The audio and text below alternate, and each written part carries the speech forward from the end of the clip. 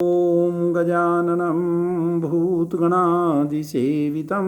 कपितजम्बुफलचारुभक्षणम् उमासुतं शोकविनाशकारकं नमामि विघ्नेश्वरपादपङ्कजम्। ॐ वक्रतुण्डमहाकाय सूर्यकोटिसम्प्रभ निर्विघ्नं कुरु मे देव सर्वकार्येषु सर्वदा। ॐ जय श्री कृष्ण जय श्री कृष्ण जय श्री कृष्ण। ॐ अतुलितबलधामं नमामि हेमशैलावदेहं नमामि धनुजवनकृशानं नमामि ज्ञानिनामग्रगण्यं नमामि सकलगुणनिधानं नमामि वानराणामधीशं नमामि रघुपतिप्रियभक्तं नमामि ॐ वातजातं नमामि। जय ओम जय श्री कृष्ण जय श्री राधा माधव। जय ओम जय शंकर जय पार्वती जय सिया राम। जय ओम जय श्री कृष्ण जय गणपति जय जय। ओम अष्टदशो अध्याय। इस अध्याय में समस्त गीता शास्त्र का आशय और वेदों का संपूर्ण तात्पर्य इकट्ठा करके कहना है। इस अभिप्राय से यह 18वां अध्याय आरंभ किया जाता है। इस अध्याय में पहले के सभी अध्यायों में कहा हुआ अभिप्राय मिलता है, तथापि अर्जुन केवल संन्यास और त्याग इन दो शब्दों के अर्थों का भेद जानने की इच्छा से ही प्रश्न करते हैं। जय ओम जय। अर्जुन बोला, संन्यासस्य महाभावो तत्वमिच्छामि वेदुतम त्यागस्य च ऋषिकेश पृथक्केश निपूदन। हे महाभाव, हे ऋषिकेश, हे केश निसूदन, मैं संन्यास का अर्थात संन्यास शब्द के अर्थ का और त्याग का अर्थात त्याग शब्द के अर्थ का तत्व यथार्थ स्वरूप अलग अलग विभाग पूर्वक जानना चाहता हूँ। भगवान वासुदेव ने छल से घोड़े का रूप धारण करने वाले केसी नामक असुर को मारा था, इसीलिए वे केसी निसूदन नाम से अर्जुन द्वारा संबोधित किए गए हैं। पहले अध्यायों में जिनका जगह जगह निर्देश किया गया है वे संन्यास और त्याग दोनों शब्द स्पष्टार्थ युक्त नहीं हैं, इसलिए उनका स्पष्ट अर्थ जानने की इच्छा से पूछने वाले अर्जुन को उनका निर्णय सुनाने के लिए श्री भगवान बोले, काम्या नामा कर्मणाम न्यासम संन्यासम कवयो विदुः सर्वकर्म फल त्यागम प्राहुस्य त्यागम विचक्षणा। कितने ही बुद्धिमान पंडित लोग अश्वमेध आदि सकाम कर्मों के त्याग को संन्यास समझते हैं, अर्थात कर्तव्य रूप से प्राप्त शास्त्र विहित सकाम कर्मों के न करने को संन्यास शब्द का अर्थ समझते हैं। कुछ विचक्षण पंडित जन अनुष्ठान किए जाने वाले नित्य नैमित्तिक संपूर्ण कर्मों के अपने से संबंध रखने वाले फल का परित्याग करना रूप जो सर्व कर्म फल त्याग है उसे ही त्याग कहते हैं, अर्थात त्याग शब्द का वे ऐसा अभिप्राय बतलाते हैं। कहने का अभिप्राय चाहे काम्य कर्मों का त्याग करना हो और चाहे समस्त कर्मों का फल छोड़ना ही हो, सभी प्रकार से संन्यास और त्याग इन दोनों शब्दों का अर्थ तो एकमात्र त्याग ही है। ये दोनों शब्द घड़ा और वस्त्र आदि शब्दों की भांति भिन्न जातीय अर्थ के बोधक नहीं है। अब प्रश्न आया कि जब ऐसा कहा जाता है कि नित्य और नैमित्तिक कर्मों का तो फल ही नहीं होता, फिर यहाँ वंध्या के पुत्र त्याग की भांति उनके फल का त्याग करने के लिए कैसे कहा जाता है? वंध्या मतलब जिसके पुत्री ना हो, बांझ हो जो।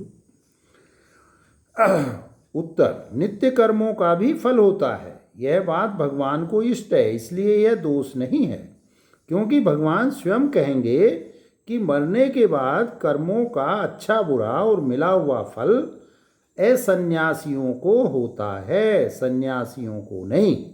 इस प्रकार वहाँ केवल सन्यासियों के लिए कर्मफल का अभाव दिखाकर असन्यासियों के लिए कर्म फल की प्राप्ति असंभावी दिखलाएंगे। त्याज्यम दोष वदित्ये के कर्म प्राहुर्मरणीषण यज्ञ दान तपह कर्म न ताज्यमिति चापरे। जय श्री कृष्ण, जय श्री कृष्ण, जय श्री कृष्ण। कितने ही सांख्यवादी मतावलंबी पंडित जन कहते हैं कि जिसमें दोष हो वह दोषवत है। वह क्या है कि बंधन के हेतु होने के कारण सभी कर्म दोष युक्त हैं, इसलिए कर्म करने वाले कर्माधिकारी मनुष्यों के लिए भी वे त्याज्य हैं। अथवा जैसे राग द्वेष आदि दोष त्यागे जाते हैं, वैसे ही समस्त कर्म भी त्याज्य हैं। इसी विषय में दूसरे विद्वान कहते हैं कि यज्ञ दान और तप रूप कर्म त्याग करने योग्य नहीं है। ये सब विकल्प कर्म करने वाले कर्माधिकारियों को लक्ष्य करके ही किए गए हैं। समस्त भोगों से विरक्त ज्ञान निष्ठ सन्यासियों को लक्ष्य करके नहीं। अभिप्राय यह है कि सांख्य योगियों की निष्ठा ज्ञान योग के द्वारा मैं पहले कह चुका हूँ। इस प्रकार जो सन्यासी कर्माधिकार से अलग कर दिए गए हैं, उनके विषय में यहाँ कोई विचार नहीं करना है। अब प्रश्न आया कि कर्मयोगियों की निष्ठा कर्मयोग से कही गई है। इस कथन से जिनकी निष्ठा का विभाग पहले किया जा चुका है, उन कर्माधिकारियों के संबंध में जिस प्रकार यहाँ गीता शास्त्र के उपसंहार प्रकरण में फिर विचार किया जाता है, वैसे ही सांख्य निष्ठा वाले सन्यासियों के विषय में भी तो किया जाना उचित ही है। नहीं, क्योंकि उनका त्याग मोह या दुख के निमित्त से होने वाला नहीं हो सकता। भगवान ने क्षेत्राध्याय में इच्छा और द्वेष आदि को शरीर के ही धर्म बतलाया है। इसलिए सांख्यनिष्ठ सन्यासी शारीरिक पीड़ा के निमित्त से होने वाले दुखों को आत्मा में नहीं देखते। अतः वे शारीरिक क्लेश जन्य दुख के भय से कर्म नहीं छोड़ते तथा वे आत्मा में कर्मों का अस्तित्व भी नहीं देखते, जिससे कि उनके द्वारा मोह से नियत कर्मों का परित्याग किया जा सकता हो। सारे कर्म गुणों के हैं, मैं कुछ भी नहीं करता, ऐसा समझकर ही वे कर्म संन्यास करते हैं। क्योंकि सब कर्मों को मन से त्याग कर इत्यादि वाक्यों द्वारा तत्वज्ञानियों के संन्यास का प्रकार ऐसा ही बतलाया गया है। अतः जो अन्य आत्मज्ञान रहित कर्माधिकारी मनुष्य हैं, जिनके द्वारा मोहपूर्वक या शारीरिक क्लेश के भय से कर्मों का त्याग किया जाना संभव है, वे ही तामस और राजस त्यागी हैं। ऐसा कहकर आत्मज्ञान रहित कर्माधिकारियों के कर्म फल त्याग की स्तुति करने के लिए उन राजस तामस त्यागियों की निंदा की जाती है। क्योंकि सर्वारंभ परित्यागी मौनी संतुष्टो येन केनचित अनिकेतः स्थिरमति इत्यादि विशेषणों से 12वें अध्याय में और गुणातीत के लक्षणों में भी यथार्थ सन्यासियों को पृथक करके कहा गया है। तथा ज्ञान की जो परानिष्ठा है, इस प्रकरण में भी यही बात कहेंगे। इसलिए यहाँ यह विवेचन ज्ञाननिष्ठ सन्यासियों के विषय में नहीं है। कर्म फल त्याग रूप सन्यास ही सात्विकता रूप गुण से युक्त होने के कारण यहाँ तामस राजस त्याग की अपेक्षा गौण रूप से सन्यास कहा जाता है। यह सात्विक त्याग सर्व कर्म सन्यास रूप मुख्य सन्यास नहीं है। फिर प्रश्न आया कि न ही देह भृता इत्यादि हेतु युक्त कथन से यह पाया जाता है कि स्वरूप से सर्व कर्मों का संन्यास असंभव है, अतः कर्म फल त्याग ही मुख्य संन्यास है। यह कहना ठीक नहीं, क्योंकि यह हेतु युक्त कथन कर्म फल त्याग की स्तुति के लिए है। जिस प्रकार पूर्वोक्त अनेक साधनों का अनुष्ठान करने में असमर्थ और आत्मज्ञान रहित अर्जुन के लिए विहित होने के कारण त्यागाच्छांतरनंतरम यह कहना कर्म फल त्याग की स्तुति मात्र है, वैसे ही न ही देहे भृता शक्यम, यह कहना भी कर्म फल त्याग की स्तुति के लिए ही है। क्योंकि सब कर्मों को मन से छोड़कर न करता हुआ और न कराता हुआ रहता है, इस पक्ष का अपवाद किसी के द्वारा भी दिखलाया जाना संभव नहीं है। अर्थात यह संन्यास और त्याग संबंधी विकल्प कर्माधिकारियों के विषय में ही है। जो यथार्थ ज्ञानी सांख्य योगी हैं, उनका केवल सर्व कर्म संन्यास रूप ज्ञान निष्ठा में ही अधिकार है, अन्यत्र नहीं। अतः वे विकल्प के पात्र नहीं हैं।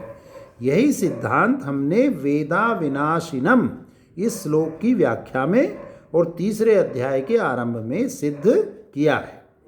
इन विकल्प भेदों में निश्चयम शृणु में तत्र त्यागे भरत सत्तम, त्यागो ही पुरुष व्याघ्र त्रिविधे संप्रकीर्तितः। हे भरतवंशियों में श्रेष्ठतम अर्जुन, उस पूर्व दर्शित त्याग के विषय में अर्थात त्याग संन्यास संबंधी विकल्पों के विषय में तू मेरा निश्चय सुन, अर्थात मेरे वचनों से कहा हुआ तत्व भली प्रकार समझ। त्याग और संन्यास शब्द का जो वाच्यार्थ है वह एक ही है। इस अभिप्राय से केवल त्याग के नाम से ही प्रश्न का उत्तर देते हैं। हे पुरुष सिंह, उस त्याग का शास्त्रों में तामस आदि 3 प्रकार के भेदों से भली प्रकार निरूपण किया गया है, जिससे कि आत्मज्ञान रहित कर्माधिकारी कर्मी पुरुष का ही त्याग संन्यास शब्द का वाच्यार्थ तामस आदि भेदों से 3 प्रकार का होना संभव है, परमार्थ ज्ञानी का नहीं। यह अभिप्राय समझ में आना बड़ा कठिन है, इसलिए इस विषय में यथार्थ तत्व बतलाने को दूसरा कोई समर्थ नहीं है। अतः तू मुझ ईश्वर का शास्त्रों के यथार्थ अभिप्राय से युक्त निश्चय सुन। अब वो निश्चय बता रहे हैं। वह निश्चय क्या है, इस पर कहते हैं यज्ञ दान तपः कर्म न त्याज्यम कार्यमेव तत्, यज्ञो दानम तपश्चैव पावनानि मनीषिणाम। यज्ञ दान और तप ये 3 प्रकार के कर्म त्यागने योग्य नहीं है, अर्थात इन तीनों का त्याग करना उचित नहीं है। इन्हें तो करना ही चाहिए, क्योंकि यज्ञ दान और तप ये तीनों बुद्धिमानों को अर्थात फल कामना रहित पुरुषों को पवित्र करने वाले हैं। एतान्यपि तु कर्माणि संगम त्यक्ता फलानि च कर्तव्यानीति में पार्थ निश्चितम मत मुत्तमम। जो पवित्र करने वाले बतलाए गए हैं, ऐसे ये यज्ञ दान और तप रूप कर्म भी तद विषयक आसक्ति और फल का त्याग करके ही किए जाने चाहिए। अर्थात आसक्ति और फल के त्याग पूर्वक ही इनका अनुष्ठान करना उचित है। यह मेरा निश्चय किया हुआ उत्तम मत है। इस विषय में मेरा निश्चय सुन। इस प्रकार प्रतिज्ञा करके और उनकी कर्तव्यता में पावनत्व रूप हेतु बतलाकर जो ऐसा कहना है कि ये कर्म किए जाने चाहिए, यह मेरा निश्चित उत्तम मत है।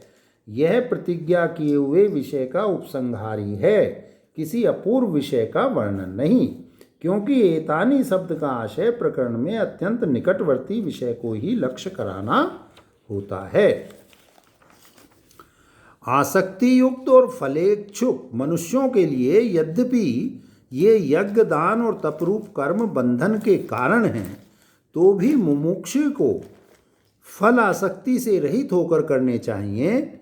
यही अपि शब्द का अभिप्राय है। यहाँ यज्ञ दान और तप से अतिरिक्त अन्य काम्य कर्मों को लक्ष्य करके एतानी के साथ अपि शब्द का प्रयोग नहीं है। कुछ अन्य टीकाकार कहते हैं कि नित्य कर्मों के फल का अभाव होने के कारण उनको फल और आसक्ति छोड़कर कर्तव्य बतलाना नहीं बन सकता। अतः एतान्यपि इस पद का अभिप्राय यह है कि जो नित्य कर्मों से अतिरिक्त काम्य कर्म हैं वे भी करने चाहिए, फिर यज्ञ, दान और तप रूप नित्य कर्मों के विषय में तो कहना ही क्या है। यह अर्थ करना ठीक नहीं, क्योंकि यज्ञो दानम तपश्चैव पावनानि इत्यादि वचनों से नित्य कर्मों का भी फल होता है, यह सिद्ध किया गया है। नित्य कर्मों को भी बंधन कारक होने की आशंका से छोड़ने की इच्छा रखने वाले मुमुक्षु की प्रवृत्ति काम्य कर्मों में कैसे हो सकती है। इसके सिवा सकाम कर्म अत्यंत निकृष्ट है। इस कथन में काम्य कर्मों की निंदा की जाने के कारण और यथार्थ कर्म के अतिरिक्त अन्य कर्म बंधन कारक हैं, इस कथन से काम्य कर्म बंधन कारक माने जाने के कारण एवं वेद त्रिगुणात्मक संसार को विषय करने वाले हैं, तीनों वेदों को जानने वाले, सोमरस पीने वाले, पुण्य क्षीण होने पर मृत्युलोक में आ जाते हैं, ऐसा कहा जाने के कारण और साथ ही काम्य कर्मों का विषय बहुत दूर व्यवधान युक्त होने के कारण भी यह सिद्ध होता है कि इत्यान्यपि यह कथन काम्य कर्मों के विषय में नहीं है। अतः आत्मज्ञान रहित कर्माधिकारी मुमुक्षु के लिए नियतस्येतु संन्यासे कर्मणो नोपद्यते मोहातस्य परित्याग इस्तामाशः परिकीर्तितः। विहित नित्य कर्मों का संन्यास यानी परित्याग करना नहीं बन सकता, क्योंकि अज्ञानी के लिए नित्य कर्म शुद्धि के हेतु माने गए हैं। अतः मोह से अज्ञान पूर्वक किया हुआ उन नित्य कर्मों का परित्याग तामस कहा गया है। नियत अवश्य कर्तव्य को कहते हैं, फिर उसका त्याग किया जाना अत्यंत विरुद्ध है। अतः यह मोह निमित्तिक त्याग तामस कहा गया है। मोह ही तम है, यह प्रसिद्ध है। तथा दुख मित्तेव यत कर्म काय क्लेश भयात्य त्यजेत स कृत्वा राजसम त्यागम नैव त्याग फलम लभेत। समस्त कर्म दुख रूप है, ऐसा मानकर जो कोई शारीरिक क्लेश के भय से कर्मों को छोड़ बैठता है वह ऐसा राजस त्याग करके त्याग का फल अर्थात ज्ञान पूर्वक किए हुए सर्व कर्म संन्यास का मोक्ष रूप फल नहीं पाता। तो फिर सात्विक त्याग कौन सा है? कार्ये मित्येव यत कर्म नियतम क्रियते अर्जुन संगम त्यक्त्वा फलम चैव स त्यागे सात्विको मतः। हे अर्जुन, करना चाहिए, कर्तव्य है, ऐसा समझकर जो नित्य कर्म आसक्ति और फल छोड़कर संपादन किए जाते हैं, नित्य कर्मों का फल होता है। इस विषय में पहले भगवान के वचनों का प्रमाण दे चुके हैं। अथवा यो समझो कि यद्यपि नित्य कर्मों का फल नहीं सुना जाता है तो भी अज्ञ मनुष्य ऐसी कल्पना कर ही लेता है कि किया हुआ नित्य कर्म अंतःकरण की शुद्धि या प्रत्यवाय की निवृत्ति रूप फल देता है, अर्थात फलम त्यक्त्वा। इस कथन से ऐसी कल्पना का भी निषेध करते हैं। अतः संगम त्यक्त्वा फलम च यह कहना बहुत ही उचित है। वह त्याग अर्थात नित्य कर्मों में आसक्ति और फल का त्याग सात्विक सत्वगुण से किया हुआ त्याग माना गया है।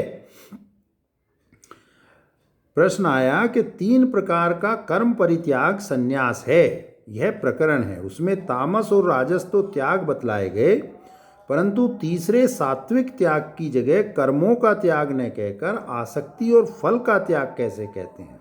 जैसे कोई कहे कि 3 ब्राह्मण आए हैं, उनमें 2 तो वेदों के 6 अंगों को जानने वाले हैं और तीसरा क्षत्रिय है। उसी के समान यह कथन भी प्रकरण विरुद्ध है। अब इसका उत्तर आया कि यह दोष नहीं है, क्योंकि त्याग मात्र की समानता से कर्म फल त्याग की स्तुति के लिए ऐसा कहा है। कर्म संन्यास की और फलासक्ति के त्याग की त्याग मात्र में तो समानता है ही। उनमें स्वरूप से कर्मों के त्याग को राजस और तामस त्याग बतलाकर उसकी निंदा करके स त्यागे सात्विको मतः, इस कथन से कर्मफल और आसक्ति के त्याग को सात्विक त्याग बतलाकर उसकी स्तुति की जाती है।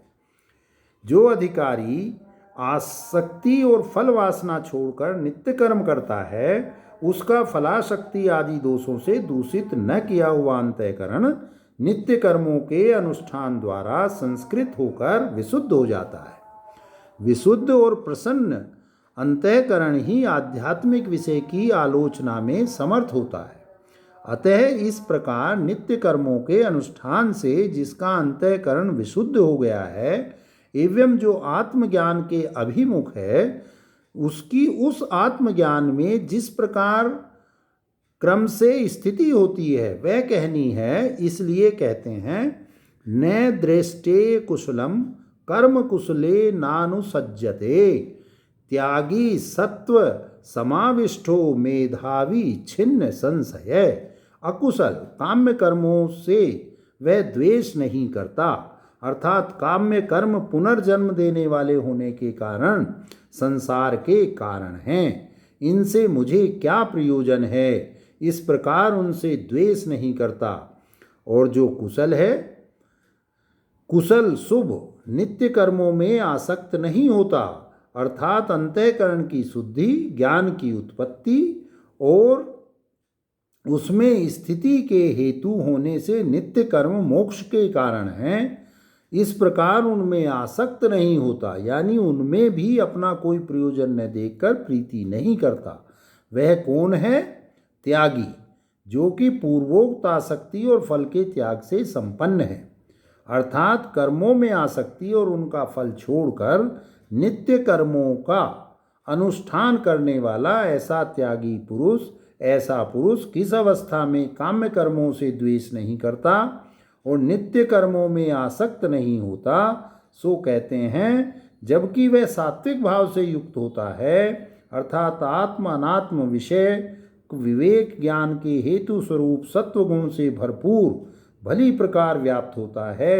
इसीलिए वह मेधावी है, अर्थात आत्मज्ञान रूप बुद्धि से युक्त है। मेधावी होने के कारण ही छिन्न संशय है, अविद्याजनित संशय से रहित है, अर्थात आत्मस्वरूप में स्थित हो जाना ही परम कल्याण का साधन है और कुछ नहीं। इस निश्चय के कारण संशय रहित हो चुका है। जो अधिकारी पुरुष पूर्वोक्त प्रकार से कर्म योग के अनुष्ठान द्वारा क्रम से विशुद्धांतःकरण होकर जन्मादि विकारों से रहित और क्रिया रहित आत्मा को भली प्रकार अपना स्वरूप समझ गया है, वह समस्त कर्मों को मन से त्याग कर न कुछ करता है और न कराता हुआ रहने वाला है, निष्कर्मता रूप ज्ञान निष्ठा को भोगता है। इस प्रकार इस श्लोक द्वारा यह पूर्वोक्त कर्मयोग का फल बतलाया गया है। परंतु जो पुरुष कर्माधिकारी है और शरीर में आत्माभिमान रखने वाला होने के कारण देहधारी अज्ञानी है, आत्म विषयक कर्तृत्व ज्ञान नष्ट न होने के कारण जो मैं करता हूँ ऐसी निश्चित बुद्धि वाला है, उससे कर्म का अशेष त्याग होना असंभव होने के कारण उसका कर्म फल त्याग के सहित विहित कर्मों के अनुष्ठान में ही अधिकार है, उनके त्याग में नहीं। यह अभिप्राय दिखलाने के लिए कहते हैं, न ही देहे भृता शक्यम त्यक्तुम कर्मान्य शेषतः यस्तु कर्म फल त्यागी स त्यागित भी धीयते। देहधारी देह को धारण करे सो देहधारी इस व्युत्पत्ति के अनुसार शरीर में आत्माभिमान रखने वाला देहभृत कहा जाता है, विवेकी नहीं, क्योंकि वेदा विनाशिनम इत्यादि श्लोकों से वह विवेकी कर्तापन के अधिकार से अलग कर दिया गया है। अतः यह अभिप्राय समझना चाहिए कि जिस कारण उस देहधारी अज्ञानी से समस्त कर्मों का पूर्णतया त्याग किया जाना संभव नहीं है, इसलिए जो तत्व ज्ञान रहित अधिकारी नित्य कर्मों का अनुष्ठान करता हुआ उन कर्मों के फल का त्यागी है, अर्थात कर्म फल की वासना मात्र को छोड़ने वाला है, वह कर्म करने वाला होने पर भी स्तुति के अभिप्राय से त्यागी कहा जाता है। अर्थात यह सिद्ध हुआ कि देहात्भिमान से रहित परमार्थ ज्ञानी के द्वारा ही निशेष भाव से कर्म संन्यास किया जा सकता है।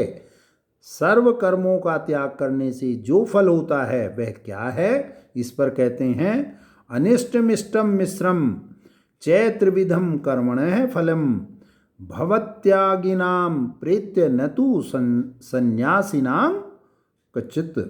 अनिष्ट नरक और पशु पक्षी आदि योनि रूप, इष्ट देव योनि रूप तथा मिश्र इष्ट और अनिष्ट मिश्रित मनुष्य योनि रूप, इस प्रकार यह पुण्य पाप रूप कर्मों का फल 3 प्रकार का होता है। जो पदार्थ बाह्य कर्ता कर्म क्रिया आदि अनेक कारकों द्वारा निष्पन्न हुआ हो और जो बाजीगर की माया के समान अविद्याजनित मोहकारक हो एवं जीवात्मा के आश्रित सा प्रतीत होता हो और सार रहित होने के कारण तत्काल ही लय नष्ट हो जाता हो, उसका नाम फल है। यह फल शब्द की व्याख्या है।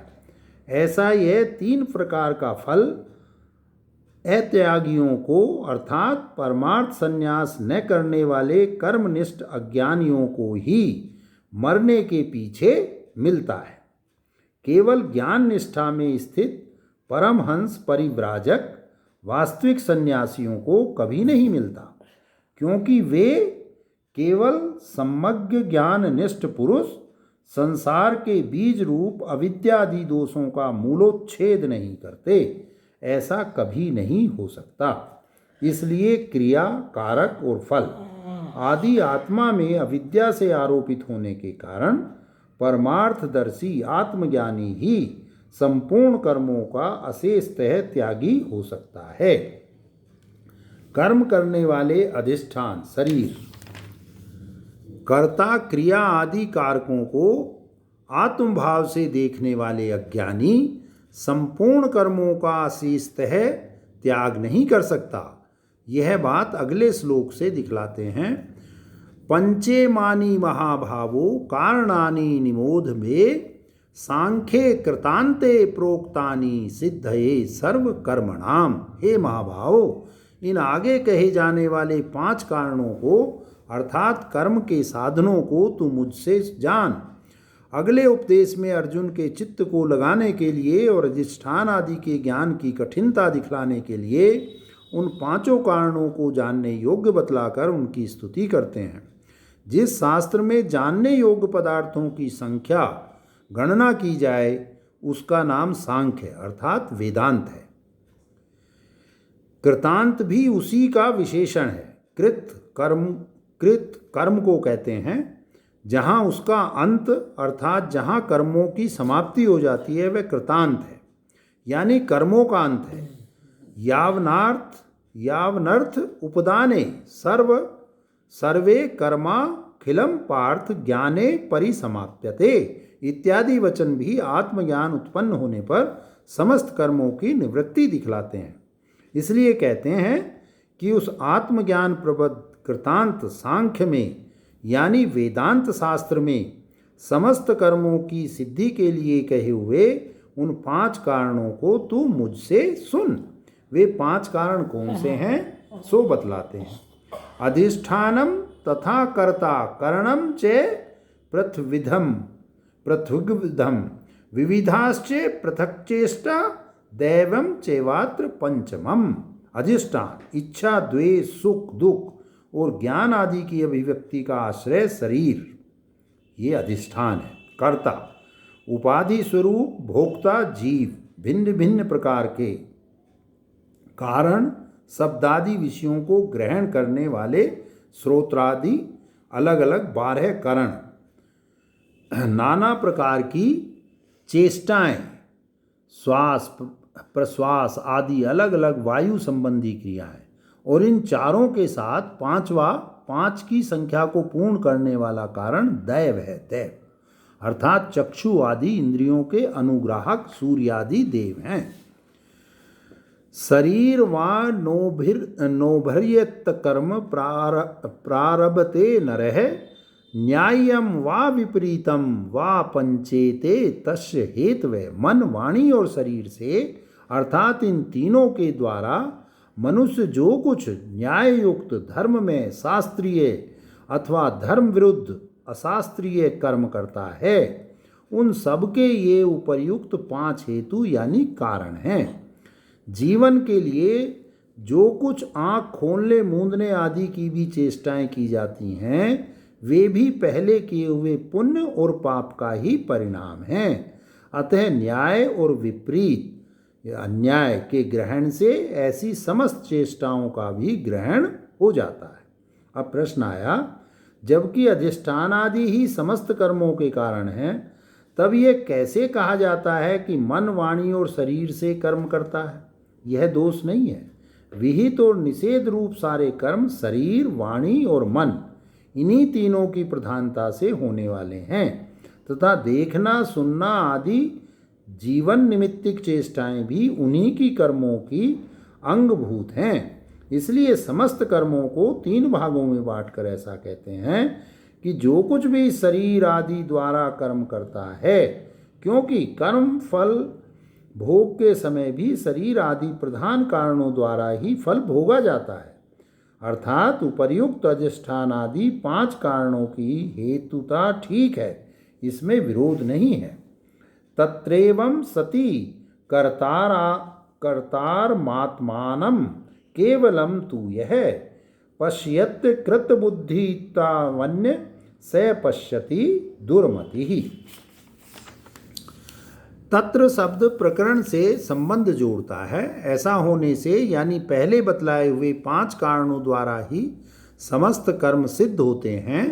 इसलिए जो अज्ञानी पुरुष वेदांत और आचार्य के उपदेश द्वारा तथा तर्क द्वारा संस्कृत बुद्धि न होने के कारण उन अधिष्ठान आदि पांचों कारणों के साथ अविद्या से आत्मा की एकता मानकर उनके द्वारा किए हुए कर्मों का मैं ही करता हूँ, इस प्रकार केवल शुद्ध आत्मा को उन कर्मों का कर्ता समझता है, वह वास्तव में कुछ भी नहीं समझता है। तथा आत्मा को शरीर आदि से अलग मानने वाला भी जो शरीर आदि से अलग केवल आत्मा को ही कर्ता समझता है, वह भी अकृत बुद्धि ही है। अतः असंस्कृत बुद्धि होने के कारण वह भी वास्तव में आत्मा का या कर्म का तत्व नहीं समझता, यह अभिप्राय है। इसलिए वह दुर्बुद्धि है। जिसकी बुद्धि कुत्सित, विपरीत, दुष्ट और बारंबार जन्म मरण देने में कारण रूप हो, उसे दुर्बुद्धि कहते हैं। ऐसा मनुष्य देखता हुआ भी वास्तव में नहीं देखता। जैसे तिमिर रोग वाला अनेक चंद्र देखता है, या जैसे बालक दौड़ते हुए बादलों में चंद्रमा को दौड़ता हुआ देखता है, अथवा जैसे पालकी आदि किसी सवारी पर चढ़ा हुआ मनुष्य दूसरों के चलने में अपना चलना समझता है, वैसा ही उसका समझना है। तो फिर जो वास्तव में देखता है, ऐसा सुबुद्धि कौन है? इस पर कहते हैं, यस्य नाहं क्रतो भावो बुद्धि यस्य न लिप्यते हत्वापि स इमा लोकान हंति न निबध्यते। शास्त्र और आचार्य के उपदेश से तथा न्याय से जिसका अंतःकरण भली प्रकार शुद्ध संस्कृत हो गया है, ऐसे जिस पुरुष के अंतःकरण में मैं करता हूँ, इस प्रकार की भावना प्रतीति नहीं होती।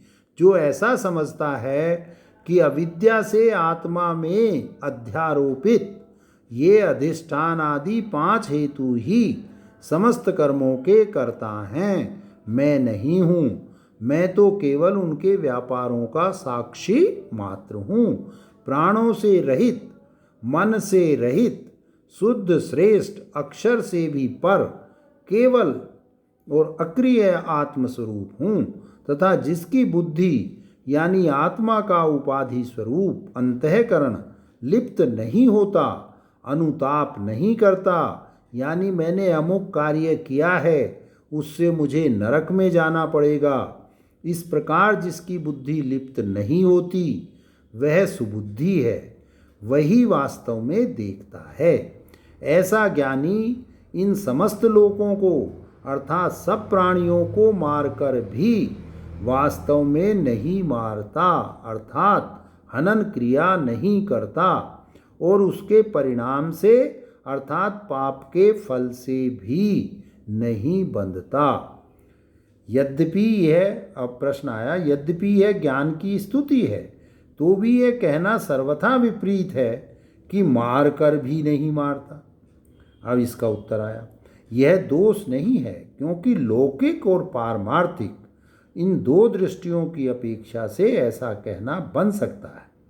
शरीर आदि में आत्मबुद्धि करके मैं मारने वाला हूँ ऐसा मानने वाले लौकिक मनुष्यों की दृष्टि का आश्रय लेकर मार कर भी यह कहा है, और पूर्वोक्त पारमार्थिक दृष्टि का आश्रय लेकर न मारता है और न बंधता है यह कहा है। इस प्रकार ये दोनों कथन बन सकते हैं। लौकिक दृष्टि से तो वो है ही मारने वाला।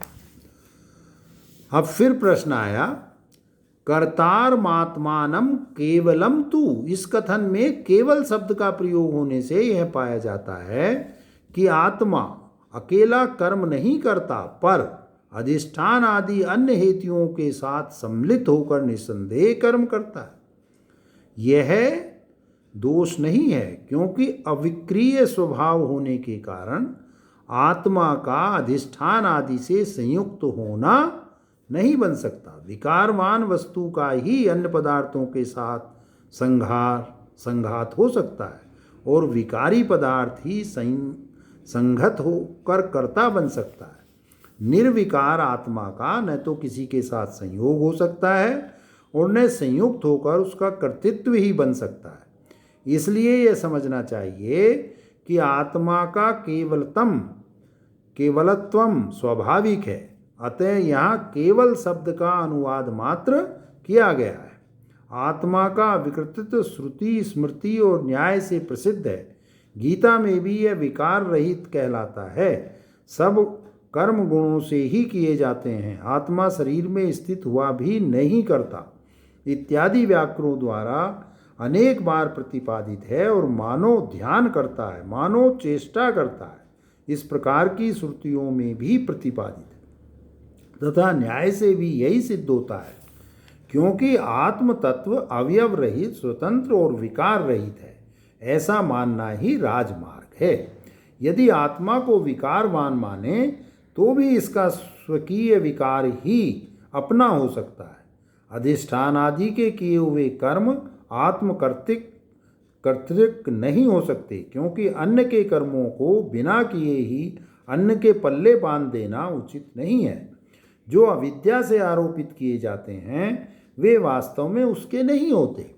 जैसे सीप में आरोपित चांदीपन सीप का नहीं होता, एवं जैसे मूर्खों द्वारा आकाश में आरोपित की हुई तलमलीनता आकाश की नहीं हो सकती, वैसे ही अधिष्ठान आदि पांच हेतुओं के विकार भी उनके ही हैं, आत्मा के नहीं। अर्थात यह ठीक ही कहा है कि मैं करता हूँ, ऐसी भावना का और बुद्धि के लेप का अभाव होने के कारण पूर्ण ज्ञानी न मारता है और न बंधता है। दूसरे अध्याय में यह आत्मा न मारता है और न मारा जाता है। इस प्रकार प्रतिज्ञा करके न जायते इत्यादि हेतु युक्त वचनों से आत्मा का अक्रियत्व बतलाकर फिर वेदा विनाशिनम इस श्लोक से उपदेश के आदि में विद्वान के लिए संक्षेप में कर्माधिकार को निवृत्त कहकर जगह जगह प्रसंग लाकर बीच बीच में जिसका विस्तार किया गया है, ऐसी कर्माधिकारी की निवृत्ति का अब शास्त्र के अर्थ का संग्रह करने के लिए विद्वान न मारता है और न बंधता है, इस कथन से उपसंहार करते हैं। अर्थात यह सिद्ध हुआ कि विद्वान में देहधारीपन का अभिमान न होने के कारण उसके अविद्या कर्तृत्व समस्त कर्मों का संन्यास हो सकता है। इसलिए सन्यासियों को अनिष्ट आदि 3 प्रकार के कर्मफल नहीं मिलते। साथ ही यह भी अनिवार्य है कि दूसरे कर्माधिकारी इससे विपरीत होते हैं, इस कारण उनको 3 प्रकार के कर्मफल अवश्य मिलते हैं। इस प्रकार यह गीता शास्त्र के अर्थ का उपसंहार किया गया। ऐसा यह समस्त वेदों के अर्थ का सार निपुण बुद्धि वाले पंडितों द्वारा विचार पूर्वक धारण किया जाने योग्य है। इस विचार से हमने जगह जगह प्रकरणों का विभाग करके शास्त्र न्यायानुसार इस तत्व को दिखलाया है। पूरा करोगे क्या? नहीं नहीं, यहाँ तक जहाँ तक लगा। इस प्रकार शास्त्र के आशय का उपसंहार करके अब कर्मों का प्रवर्तक बतलाया जाता है। ज्ञानम ज्ञेयम परिज्ञाता त्रिविधा कर्म चोदना करणम कर्म कर्तेति त्रिविधे कर्म संग्रह। ज्ञान जिसके द्वारा कोई पदार्थ जाना जाए। यहाँ ज्ञान शब्द से सामान्य भाव से सर्व पदार्थ विषय ज्ञान कहा गया है। वैसे ही ज्ञेय अर्थात जानने में आने वाला पदार्थ, यह भी सामान्य भाव से समस्त का ही वर्णन है। तथा परिज्ञाता अर्थात उपाधि युक्त अविद्या कल्पित भोक्ता। इस प्रकार जो यह इन तीनों का समुदाय है, यही सामान्य भाव से समस्त कर्मों की प्रवर्तक तीन प्रकार की कर्म चोदना है। क्योंकि उक्त ज्ञान आदि तीनों के सम्मिलित होने पर ही त्याग और ग्रहण आदि जिनके प्रयोजन हैं, ऐसे समस्त कर्मों का आरंभ होता है। अब अधिष्ठानादि 5 हेतुओं से जिसकी उत्पत्ति है तथा मन, वाणी और शरीर रूप आश्रयों के भेद से जिसके 3 वर्ग किए गए हैं, ऐसे समस्त कर्म करण आदि 3 कारकों में संगृहीत हैं। यह बात बतलाई जाती है। करण जिसके द्वारा कर्म किया जाए, अर्थात श्रोत्रादि 10 बाह्य इंद्रियां और बुद्धि आदि 4 अंतःकरण। कर्म जो कर्ता का अत्यंत इष्ट हो और क्रिया द्वारा संपादन किया जाए। कर्ता श्रोत्रादि करणों को अपने अपने व्यापार में नियुक्त करने वाला उपाधि स्वरूप जीव। इस प्रकार यह त्रिविध कर्म संग्रह है। जिसमें कुछ संग्रहित किया जाए उसका नाम संग्रह है। अतः कर्मों के संग्रह का नाम कर्म संग्रह है, क्योंकि इन 3 कारकों में ही कर्म संग्रहित हैं। इसलिए यह 3 प्रकार का कर्म संग्रह है। क्रिया, कारक और फल सभी त्रिगुणात्मक हैं। अतः सत्व, रज और तम इन तीनों गुणों के भेद से उन सब का त्रिविध भेद बतलाना है। सो आरंभ करते हैं। ज्ञानम कर्म च कर्ता च त्रिधेव गुण भेदतः प्रोच्यते गुण संख्याने यथा वृक्षणु तान्यपि। यहाँ कर्म शब्द का अर्थ किया है। कर्ता का अत्यंत इष्ट परिभाषिक शब्द कारक रूप कर्म नहीं, ज्ञान, कर्म और कर्ता अर्थात क्रिया करने वाला, ये तीनों ही गुणों की संख्या करने वाले शास्त्र में अर्थात कपिल मुनि प्रणीत शास्त्र में गुणों के भेद से यानी सात्विक आदि भेद से प्रत्येक 3 प्रकार के बतलाए गए हैं। यहाँ त्रिधा के साथ एव शब्द जोड़कर यह आशय प्रकट किया गया है कि उक्त तीनों पदार्थ गुणों से अतिरिक्त अन्य जाति के नहीं हैं। वह गुणों की संख्या करने वाला कापिल शास्त्र यद्यपि परमार्थ ब्रह्म की एकता के विषय में भगवान के सिद्धांत से विरुद्ध है, तो भी गुणों के भोक्ता जीव के विषय में तो प्रमाण है ही। वे कापिल सांख्य के अनुयायी गुण और गुण के व्यापार का निरूपण करने में निपुण हैं। इसलिए उनका शास्त्र भी आगे कहे हुए अभिप्राय की स्तुति करने के लिए प्रमाण रूप से ग्रहण किया जाता है। कोई विरोध नहीं है, अर्थात उनका कोई विरोध नहीं है। उनको अर्थात ज्ञान, कर्म और कर्ता को तथा गुणों के अनुसार किए हुए उनके सात्विक आदि समस्त वेदों को तू यथावत जैसा शास्त्र में न्यायानुसार कहा है उसी प्रकार सुन, अर्थात आगे कही जाने वाली बात में चित्त लगा। पहले 3 श्लोकों द्वारा ज्ञान के 3 भेद कहे जाते हैं। सर्वभूतेषु येनेकं भावमव्यमीक्षते अविभक्तं विभक्तेषु तज्ज ज्ञानम विधि सात्विकम। जिस ज्ञान के द्वारा मनुष्य अव्यक्त से लेकर स्थावर पर्यंत समस्त भूतों में एक भाव, एक आत्म वस्तु जो कि अपने स्वरूप से या धर्म से कभी क्षय नहीं होती, ऐसा अविनाशी और कूटस्थ नित्य तत्व देखता है। यहाँ भाव शब्द वस्तुवाचक है। तथा जिस ज्ञान के द्वारा उस आत्म तत्व को अलग अलग प्रत्येक शरीर में विभाग रहित अर्थात आकाश के समान समभाव से स्थित देखता है, उस ज्ञान को अर्थात अद्वैत भाव से आत्म साक्षात कर लेने को तू सात्विक ज्ञान पूर्ण ज्ञान जान। जो द्वैत दर्शन रूप अयथार्थ ज्ञान है वे राजस तामस हैं, अतः वे संसार का उच्छेद करने में साक्षात हेतु नहीं है।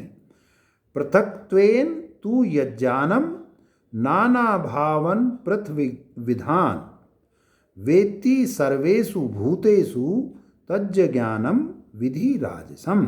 और जो ज्ञान संपूर्ण भूतों में भिन्न भिन्न प्रकार के भिन्न भिन्न भावों को आत्मा से अलग विलक्षण पृथक रूप से देखता है, अर्थात प्रत्येक शरीर में अलग अलग अपने से दूसरा आत्मा समझता है, उस ज्ञान को तू राजस जान, यानी रजोगुण से उत्पन्न हुआ जान। ज्ञान में कर्तापन होना असंभव है, इसलिए जो ज्ञान देखता है इसका आशय यह है कि जिस ज्ञान के द्वारा मनुष्य देखता है। यत्तु कृत्स्न वेद कस्मिन् कार्ये सक्तम हेतुकम अतत्वार्थ वदल्पम च तत्तामस मुदाहृतम। जो ज्ञान किसी एक कार्य में शरीर में या शरीर से बाहर प्रतिमा आदि में सर्ववस्तु विषयक संपूर्ण ज्ञान की भांति आसक्त है, अर्थात यह समझता है कि यह आत्मा या ईश्वर इतना ही है, इससे परे और कुछ भी नहीं है। जैसे दिगंबर जैनियों का माना हुआ आत्मा शरीर में रहने वाला और शरीर के बराबर है, या पत्थर या काष्ठ की प्रतिमा मात्र ही ईश्वर है। इसी प्रकार जो ज्ञान किसी एक कार्य में ही आसक्त है तथा जो हेतु रहित युक्ति रहित और तत्वार्थ से भी रहित है, यथार्थ अर्थ का नाम तत्वार्थ है। ऐसा तत्वार्थ जिस ज्ञान का ज्ञेय हो वह ज्ञान तत्वार्थ युक्त होता है, और जो तत्वार्थ युक्त न हो वह अत्वार्थवत होता है, तत्वार्थ से रहित होता है। एवं जो हेतु रहित होने के कारण ही अल्प है अथवा अल्प विषयक होने से या अल्प फल वाला होने से अल्प है, वह ज्ञान तामस कहा गया है, क्योंकि अविवेकी की तामसी प्राणियों में ही ऐसा ज्ञान देखा जाता है। अब कर्म के 3 भेद कहे जाते हैं। नियतम संगरहितम राग द्वेषतः कृतम अफल प्रेप्सुना कर्म यत सात्विक मुच्यते। जो कर्म नियत नित्य हैं तथा संग आसक्ति से रहित हैं और फल न चाहने वाले पुरुष द्वारा बिना राग द्वेष के किया गया है, वह सात्विक कहा जाता है। जो कर्म राग से या द्वेष से प्रेरित होकर किया जाता है वह राग द्वेष से किया हुआ कहलाता है, और जो उससे विपरीत है वह बिना राग द्वेष के किया हुआ है। जो कर्ता कर्म फल को चाहता है वह कर्म फल प्रेप्सु अर्थात कर्म फल की तृष्णा वाला होता है, और जो उससे विपरीत है वह कर्म फल को न चाहने वाला होता है। यत्तु कामेप्सुना कर्म सांघकारेण वा पुनः क्रियते बहुलायासम तद्राजस समुदायर्तम। जो कर्म भोग रूप फल की इच्छा वाले पुरुष द्वारा या अहंकार युक्त पुरुष द्वारा किया जाता है, इस श्लोक में सांघकारेण पद तत्व ज्ञान की अपेक्षा से नहीं है, तो क्या है? वेद शास्त्र को जानने वाले लौकिक निरहंकारी की अपेक्षा से है, क्योंकि जो वास्तविक निरहंकारी आत्मवेत्ता है उसमें तो फलेच्छुकता और बहुत परिश्रम युक्त कर्तृत्व की आशंका ही नहीं होती। सात्विक कर्म का भी कर्ता आत्म तत्व को न जानने वाला अहंकार युक्त मनुष्य ही होता है। फिर राजस तामस कर्मों के कर्ता की तो बात ही क्या है। संसार में आत्म तत्व को न जानने वाला भी वेद शास्त्र का ज्ञाता पुरुष निरहंकारी कहा जाता है। जैसे अमुक ब्राह्मण निरहंकारी है, ऐसा प्रयोग होता है। अर्थात ऐसे पुरुष की अपेक्षा से ही इस श्लोक में सांग कारेण वा यह वचन कहा गया है। पुनः शब्द पाद पूर्ण करने के लिए है। तथा जो कर्म बहुत परिश्रम से युक्त है अर्थात करने वाला है, जिसको बहुत परिश्रम से कर पाता है, वह कर्म राजस कहा गया है। जय जय श्री कृष्ण, जय श्री कृष्ण, जय श्री कृष्ण।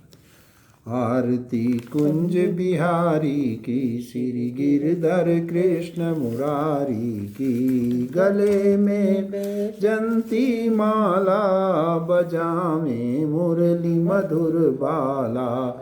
श्रवण में कुंडल झलकाला, नंद के आनंद नंद लाला।